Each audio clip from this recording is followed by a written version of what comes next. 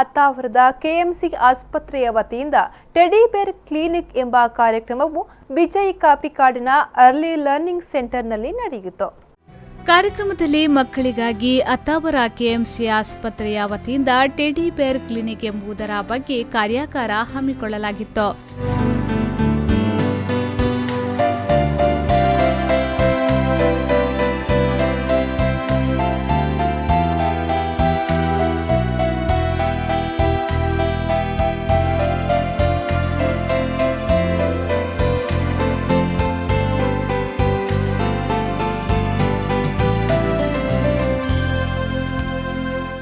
ಈ ಬಗ್ಗೆ ಕೆಎಂಸಿ ಆಸ್ಪತ್ರೆಯ ತುರ್ತು ನಿಗಾ ವೈದ್ಯಾಧಿಕಾರಿ ಡಾಕ್ಟರ್ ಜಿದು ರಾಧಾಕೃಷ್ಣನ್ ಮಾತನಾಡಿ, ಆಸ್ಪತ್ರೆ ಎಂದರೆ ಮಕ್ಕಳು ಹೆಚ್ಚಾಗಿ ಭಯಬೀಳುತ್ತಾರೆ.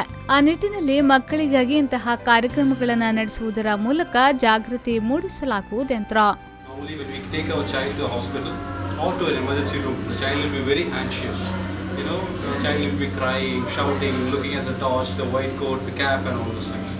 So what we've done is we'll ask the child to get their own teddy bear, and the teddy bear is sick today, and we are doing a checkup for the teddy bear, so they get familiarized with the common instruments like our stethoscope, the torch, the otoscope, the white coat, the cap, and everything.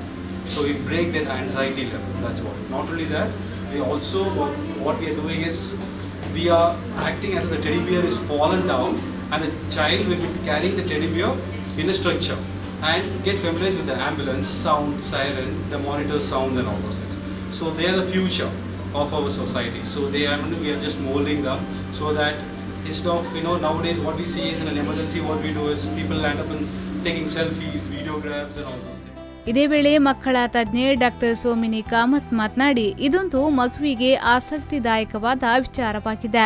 ಮಕ್ಕಳ BP ಹಾಗೂ ರಕ್ತದೊತ್ತಡ ತಪಾಸಣೆ ಮಾಡಲು teddy ಬೇರ್ ಕ್ಲಿನಿಕ್ನಿಂದ ಸಹಕಾರಿ ಎಂದು ಹೇಳಿದ್ರು.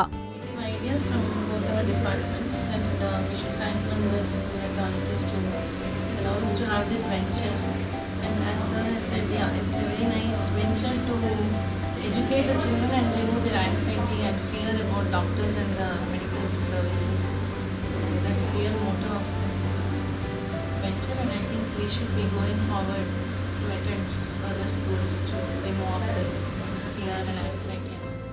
ಈ ಸಂದರ್ಭ ಶಾಲೆಯ ಆಡಳಿತಾಧಿಕಾರಿ ಪೂರ್ಣಿಮಾ ಮತ್ತು ಸಿಬ್ಬಂದಿಗಳು ಮಕ್ಕಳು ಹಾಜರಿದ್ದರು. ನಾಗರಾಜ್, ವಿ4 ನ್ಯೂಸ್ 7 ಮಂಗಳೂರು.